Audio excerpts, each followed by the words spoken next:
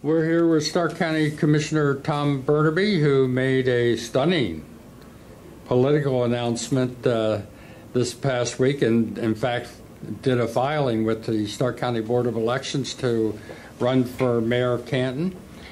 Were you surprised that you did this come up all of a sudden, and or have you been planning this for some time? No, well, obviously, ultimately, I wasn't surprised at the end.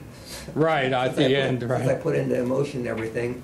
And no, I wasn't surprised, but it's something that I looked at, very, very thoroughly. I mean, there are both personal issues associated with this, family ones, a change of residence.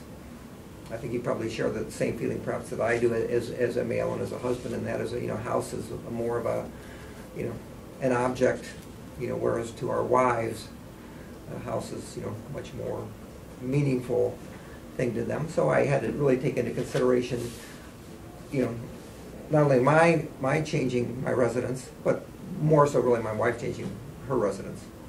And of course she will be, and she is fully supportive, and my wife is really one of the most enjoyable, wonderful people in the world that has an incredible sense of humor and has, more friends than I could ever possibly count. But I do have a house in Canton, so I guess it's important. We can talk about residency, but I do have a house in Canton. I bought it in 1986. It's a home at 441 Lakecrest Street Northwest of Market Hills allotment. We lived there from 1986 to probably 2004. Or approximately that date. And then you put it into rental status? Then I put it into rental status, so it has been rented since. And the house now is, and I mow that lawn every week. So I mean, I go and I see my house every week. It is still my house. It's my neighborhood. I was closely associated with everybody in that neighborhood. I was president of the association for a long time, and so really I actually still know more people and see more people in that neighborhood than I see in my current neighborhood, where you don't see a lot of people out of doors anyways in their houses. So, it's a very familiar house, but that house has been rented to a doctor. He has purchased a new house in Jackson Township. The new house was just recently constructed, vacant, again, by chance, by fortune. He closed last week. He started moving this weekend, and he texted me last night or the night before to tell me. So things have changed even more so than I anticipated, that he was out and would be cleaning, and I'm actually meeting him today at 4:30 just to walk through the house, give him back his security deposit, and get my keys back. So you haven't physically relocated yet? To that house. My permanent house in Canton, is now available. Okay.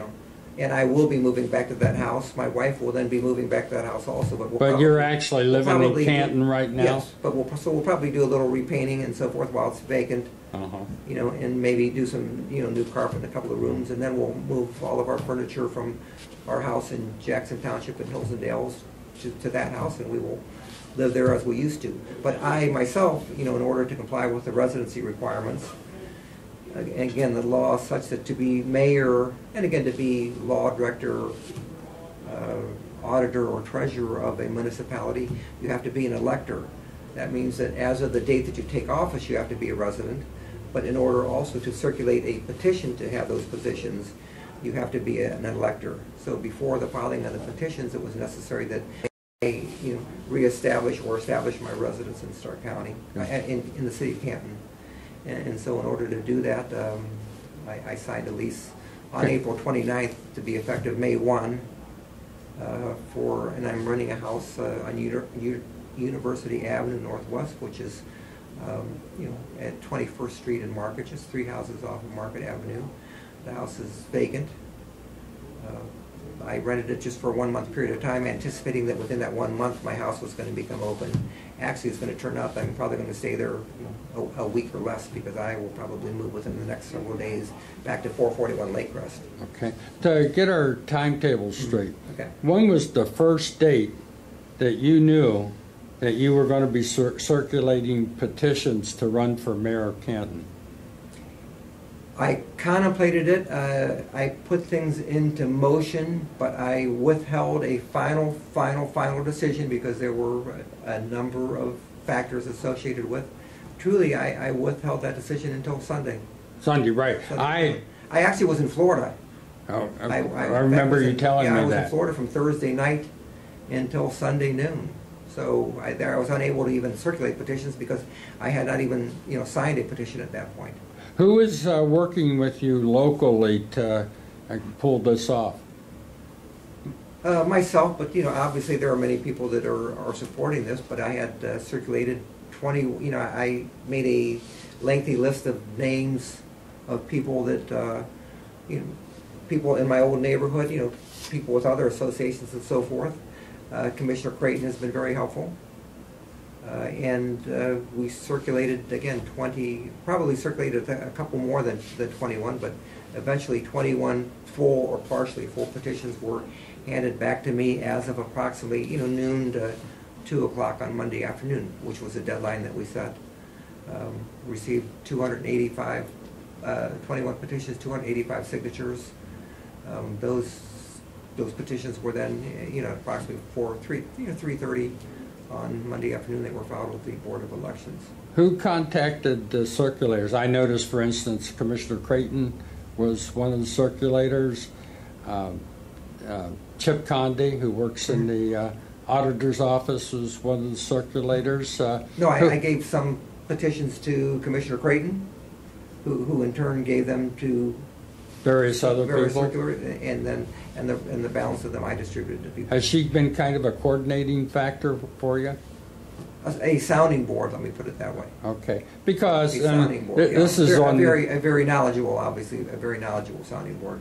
This is on the lighter side, but at the beginning of before the commissioners' meeting started today, she was very lighthearted and merriment and dancing and singing over the candidacy of Tom Bernabei. She's pleased that I am running, and she is very supportive. Okay, and I appreciate that. And of course, you're aware that there are legal issues. Absolutely. Your party affiliation. We've already pretty much touched on the residency factor. Of the two issues, which do you consider to be the more troublesome?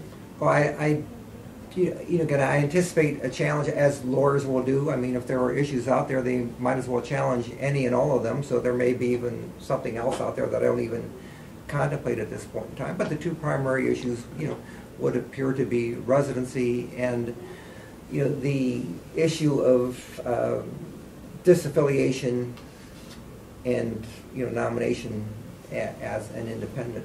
I don't think that there's probably any substantive residency issue even associated with this. Okay, I think that everything has been done properly. I mean, I moved in the city, I became an elector, I have a lease, a signed lease, I paid with checks which are canceled, and I have in fact been sleeping in the other house. So I've been sleeping apart from my wife. Now, Mayor Healy is the endorsed candidate in his successfully completed primary race against Kansas City Treasurer, former Stark County Auditor Kim Perez. Do you expect that the Ohio Democratic Party is going to come to the aid of William J. Healy II and trying to keep you off the ballot? I would anticipate that the Ohio Democratic Party, which I think has been supportive of his candidacy, will do so, yes. Now, you've been a long-time Democrat. Do you feel comfortable being an independent?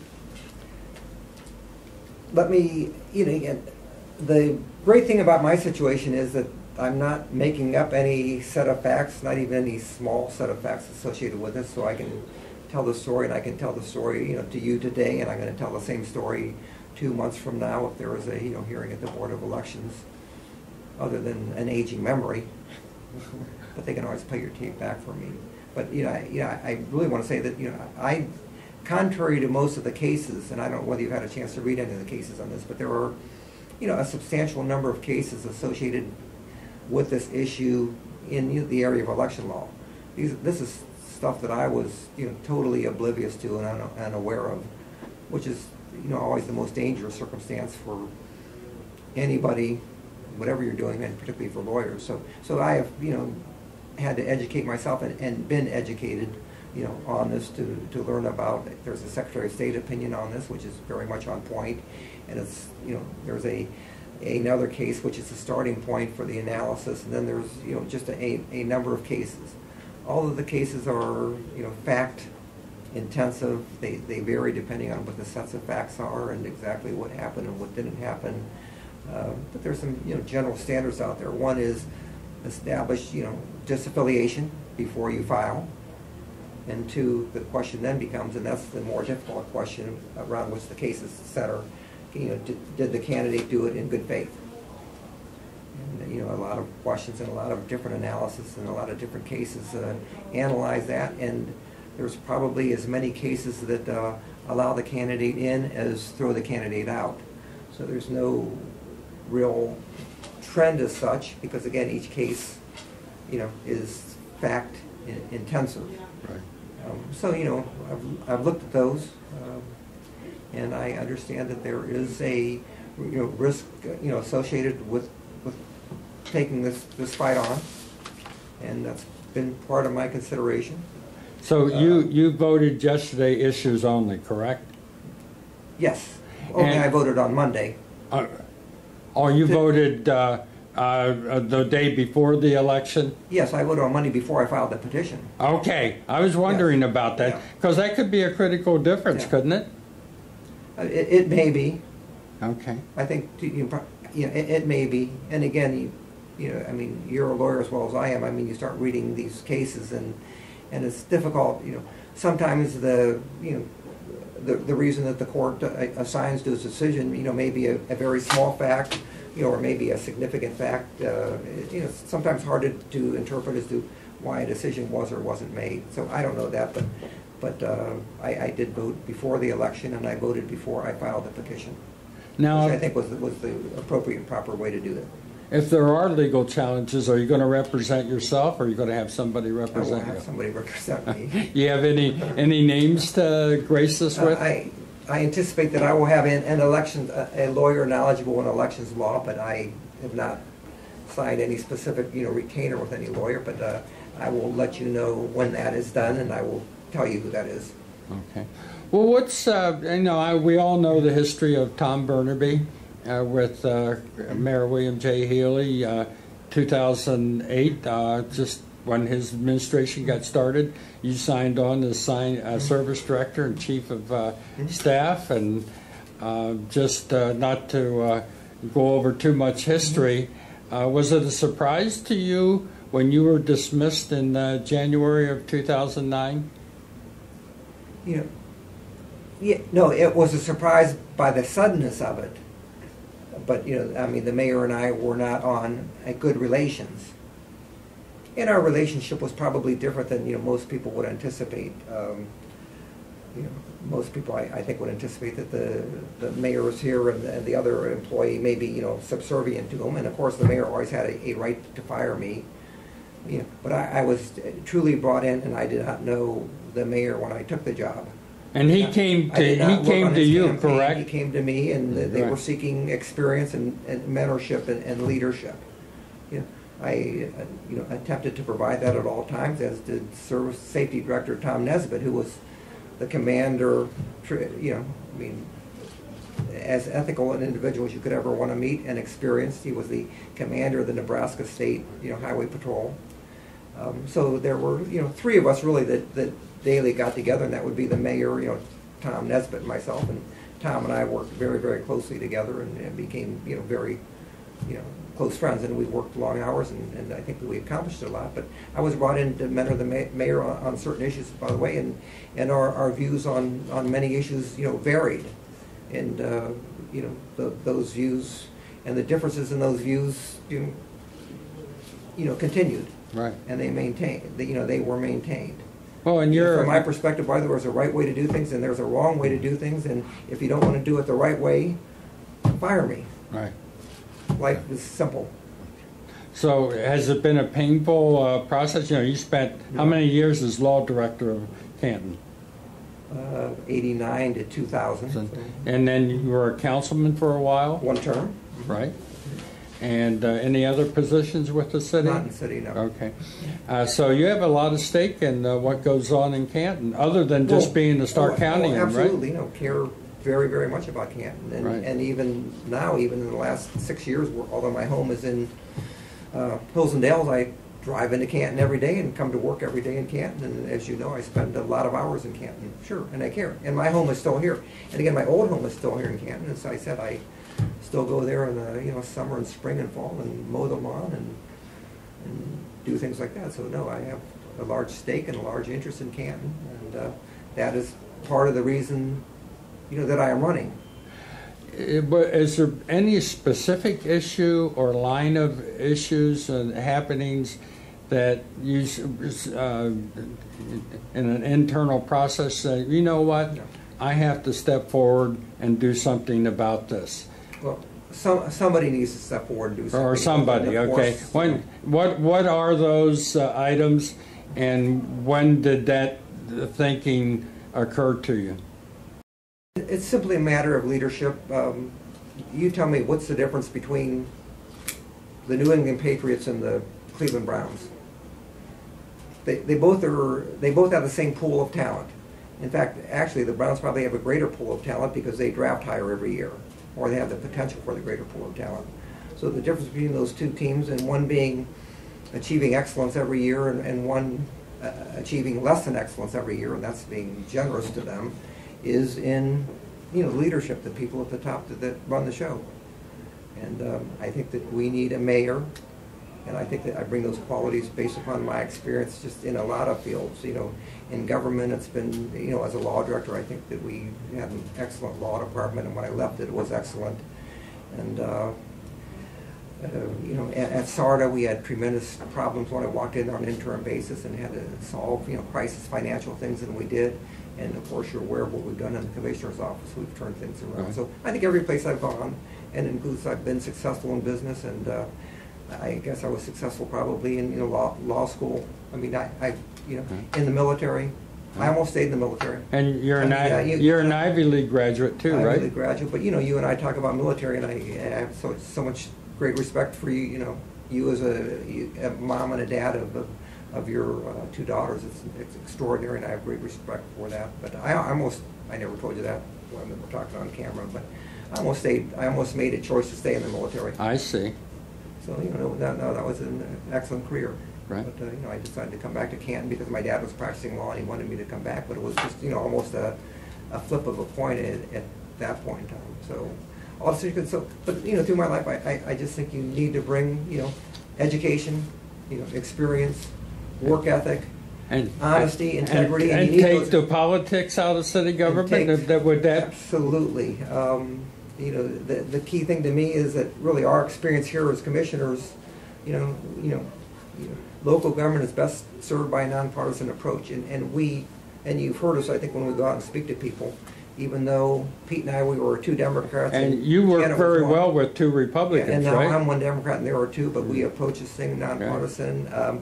You eliminate special interests. Really, you have to make your decisions always what's best for government, what's going to work best for the people that you represent.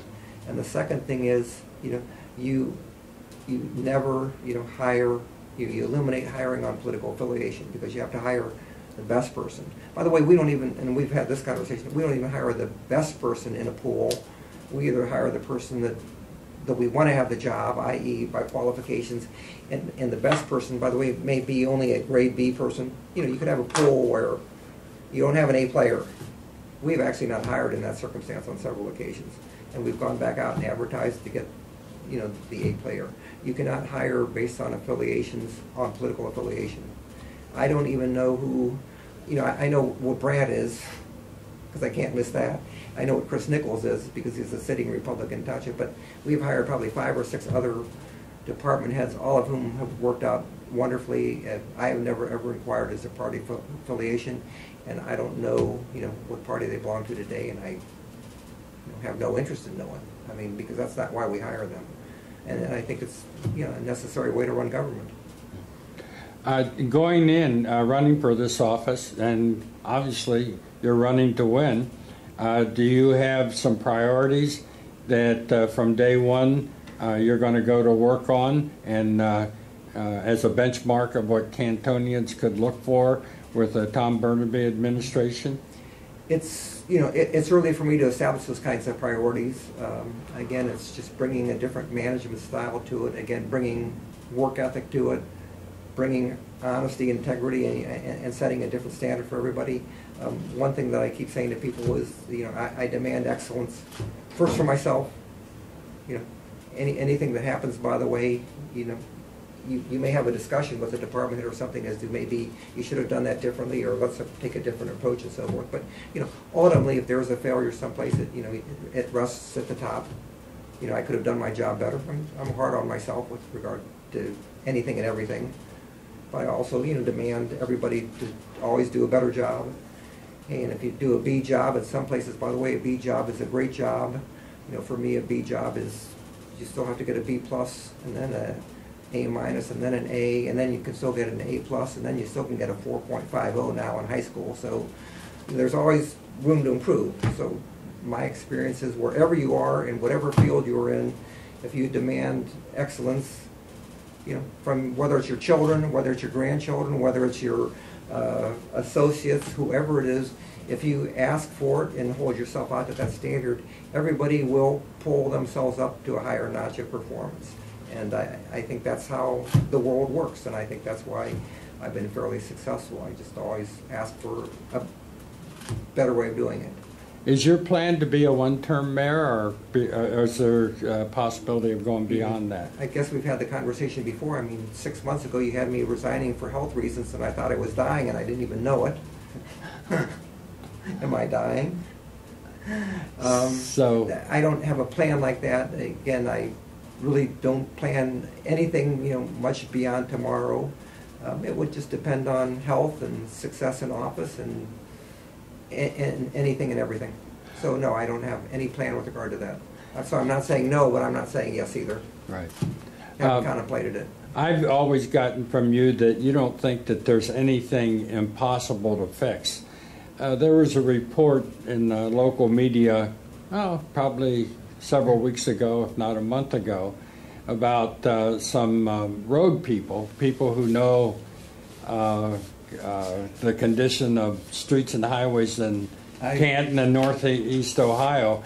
And the point that came out of that was that government can't do that job anymore. And of course, at the base level, that's what people expect. In a Tom Bernabei administration, do you accept that premise as something that is a given, or do you challenge that and say, no, we can fix it in a Tom Bernabei administration? Which is it?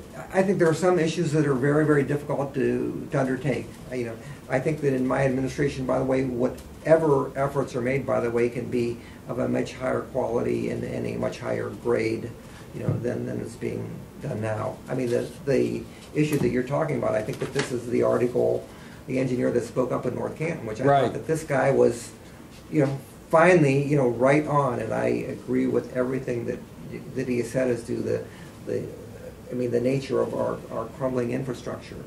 It's kind of like drainage in county, and we've discussed that a lot. You know that we put a lot of money into drainage, but realistically, our engineer estimates that we need, you know, $50 to $75 million, or maybe even more, $10 or $20 million on an annual basis for a period of some years in order to truly fix the drainage problems. They are huge and they are very, very expensive to fix. And what we do is we try to, you know, put as much money as we can from our budget into that. You know, we're spending probably between $500,000 to $750,000 a year on drainage, whereas 3 or 4 years ago they were spending nothing. You know, it's the ability to have some money to spend, but we are just, you know, putting our fingers into the leaking dikes to a certain extent. There's a lot of planning going on with that USGS geological survey study, you know, monitoring, contemplation of additional, you know, reservoirs and things of that nature and so forth. But we, you know, the things that are happening in North Canton and the Zimber Ditch, I mean, that whole basin is troubling. But the bottom line is that we know that we can't fix that. We can do better than we did in the past, and we do. We have a very effective program. Brant meets every couple of weeks Richard, because he loves drainage, he generally goes to those meetings, with the engineer and a couple of other people and prioritize, and there's really a list of probably 50 projects, immediate this year, emergency, immediate this year, next year, long-term, that's worked on. I mean, we're solving more problems than we have ever solved, but that doesn't mean that we're solving the $75 million problem. I think that to solve that $75 million problem, we have to get everybody together, and I don't think that's realistic. We would have to probably put on a sales tax for where you could designate, if 0.5% generates right now $27 million a year, a 0.25% could generate 13. I mean, maybe you don't need quite 13, so, but, something in that number and some other commitment, and you then have to educate and get people in Stark County to vote for it. I don't know that you ever could, because drainage only affects, 1 or 2% of the population. Anybody that lives in an area that doesn't have flooding problems associated with it probably are not going to vote for it, so it's difficult. Right. In the city, I think the same problem exists with regard to road infrastructure. I mean, it's going to be a capital-intensive, undertaking to do what needs to be done in the city. I think that we have to do the same kind of thing that we've done in the county, and that is, put together the best brains. So you always have to have the right people in place. Let them examine it. Let them, come back to the recommendations and say, this is option A, this is option B, this is option C. Which ones are realistic? How much does it cost for these various choices? And then what we have to do is say, hey, if that is a number that cannot be achieved, I think at that point then we have to, discuss and again obtain consensus among everybody that there's various ways to attack it. But if ultimately is a large dollar number, I think you have to contemplate asking the voters and the residents that live here, by the way, if they want to, in some way, shape, or form, pay through a voted tax. Again, so it's education. It's a lot of things. That's what I would say. So, some things are very, very difficult, but it doesn't mean that you stop, working at them if they're important. Other than your family, have you been in touch with anybody in the private sector about Tom Bernabei candidacy for the mayor of Canton? No, other than I talked to some individuals who are knowledgeable of politics and who are also close friends of mine to discuss both the political side of the thing, the legal side of the thing. And again, we really didn't even discuss that much the political side of the thing. For me, it's the legal side of the thing, and am I crazy for doing this, or should I just be happy with the life that I have? And everybody has a slightly different opinion and a different version on this whole thing. Well, you care a lot about Canton, right? Yeah, and my personality is such that I like to have 6 balls juggling up in the air, and it would be a very interesting challenge. But again, I think as I told Nancy when she was asking me, I am, at this point, why am I running? I realize that I may fail on this Board of Elections part of this thing. I've contemplated that and concluded that it was worth the effort regardless of the outcome. Why? I'm at an age where I, want to do something which is really needed for this community. And I think that leadership in the mayor's office is really needed in this community. Canton is very important for all the reasons that we discussed. It's the county seat. It's synonymous with the Hall of Fame. I mean, Canton is important to all of Stark County and for our future success. I'm not running out of vanity because I have almost none. How about personal animosity? By the way, I don't need a higher office. Okay. Heck, I'm already the president of the Board of Commissioners and have been for 3 or 4 years of 375,000 people. Right. So it's not an issue of higher office, and I'm not trying to get a stepping stone to another office. I have absolutely no interest in that whatsoever, and I don't need to do this even to just have a job. Right. For all I have energy, I have enthusiasm, and I still have the the high demand for excellence, and I think that Canton needs excellence. How about personal animosity between yourself and the mayor? None really. That happened 8 years ago, and we have worked together on a number of things. Certainly have met on a number of things and so forth. We always shake each other's hands. I mean, I don't know. I mean, I think that we probably even joked about that issue. Okay. So that is not the issue to me. The issue is is performance. Okay. Now, though you've left the Democratic Party, you have an awful lot of friends in the Starr County Democratic Party. Absolutely. And I'm sure you've had people come to you since you filed to say, okay, we accept the fact that you're running as an independent as a way to gain office, and you can count on us to support you. Have you had a lot of that? There is a lot of general support for what I'm doing. Okay. But again, I am not leaving the Democratic Party, on bad terms in any way, shape, or form. Nothing occurred. And if you read the cases, by the way, most of these cases are about candidates who left their party because they were spurned in some way, shape, or form, or there's a whole line of cases like that and so forth. But no, I truly appreciate the relationship that I have with the Democratic Party, and as you have said, I have many close friends, who are Democratic office holders, because that's the nature of our business. Elected officials tend to have friends who are elected officials and judges and other people. I also have, obviously, close working relationships with Republican elected officials too, who are my friends. So, I leave them, but I don't leave my friendships with them any more than I leave my friendships with, the Republicans or anybody else. Have you given thought to selecting a campaign manager? No. Okay.